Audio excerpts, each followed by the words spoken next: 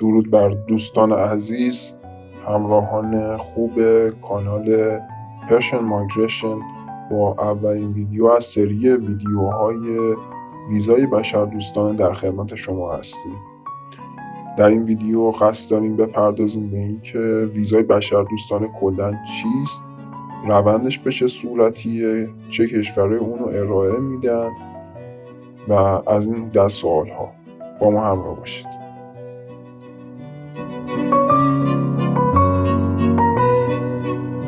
ویزای بشردوستانه نوعی ویزاست که به افرادی داده میشه که در شرایط بحرانی و اضطراری قرار دارند.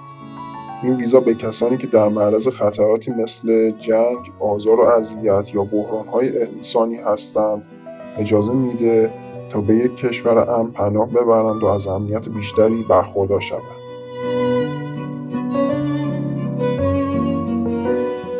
اما ویزا بشردوستانه چیست و چگونه کار میکنه؟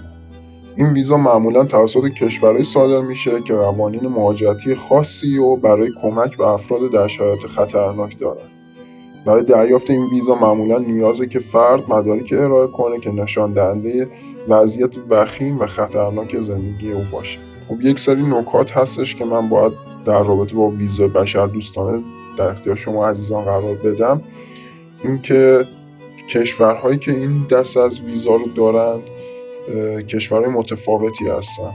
بعضیاشون قبلا کار میکردن ویزای بشردوستانه رو، مثل فرانسه، مثل مکزیک، اما الان دیگه ندارن، برداشتن این قوانینو. اما همچنان کشورهایی مثل استرالیا، مثل سوئیس هستن که ویزای بشردوستانه رو انجام میدن.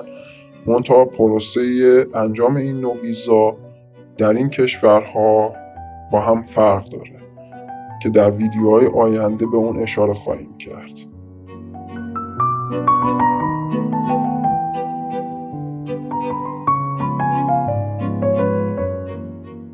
یکی از نکات مهم در رابطه با ویزای بشردوستانه روند درخواست اونه.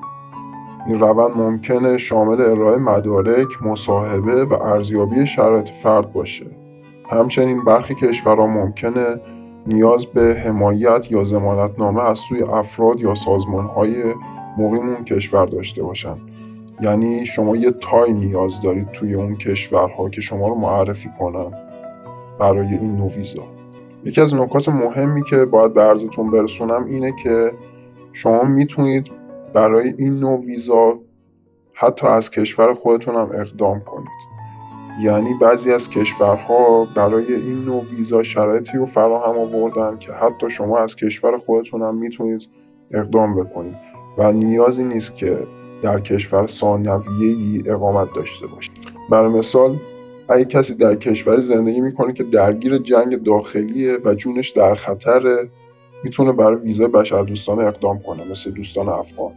این ویزا به اون اجازه میده که به کشور دیگه سفر کنه و در امان بمونه. و در نهایت باید بگم که ویزای بشردوستانه فرصتیه برای انسانهایی که در شرایط بسیار دشوار و خطرناک قرار دارند تا بتونن زندگی خود رو ادامه بدن و دوباره احساس امنیت کنند. همچنین این ویزا شامل اقلیت‌های مذهبی یا اقلیت‌های جنسی نیز میشه. امیدوارم این قسمت برای شما مفید بوده باشه. ممنونم ما رو تا اینجا همراهی کردید.